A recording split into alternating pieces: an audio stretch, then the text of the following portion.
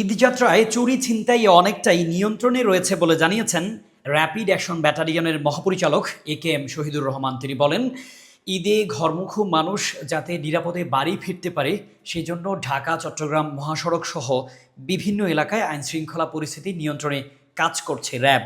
শনিবার দিবাগত রাত 12টায় ঢাকা চট্টগ্রাম মহাসড়কের সাদ্দাম মার্কেট এলাকায় চেকপোস্ট কার্যক্রম পর্যবেক্ষণ শেষে র্যাব প্রধান এসব কথা বলেন। তিনি জানান, রমজান মাস জুড়ে র্যাবের টহল কার্যক্রম চলছে এবং ঈদের পরও এটি অব্যাহত থাকবে। বিশেষ করে বিনোদন কেন্দ্রগুলোতে নারী ও শিশুদের নিরাপত্তা নিশ্চিতে র্যাব সজাগ থাকবে। তিনি আরও বলেন, প্রতিটি উৎসবেই অপরাধীরা সক্রিয় হওয়ার চেষ্টা করে, তবে র্যাবের কার্যকর পদক্ষেপের কারণে এবার ঢাকা চট্টগ্রাম ও ঢাকা সিলেট মহাসড়কে ছিনতাই, চুরি ও ডাকাতির ঘটনা তেমন ঘটেনি।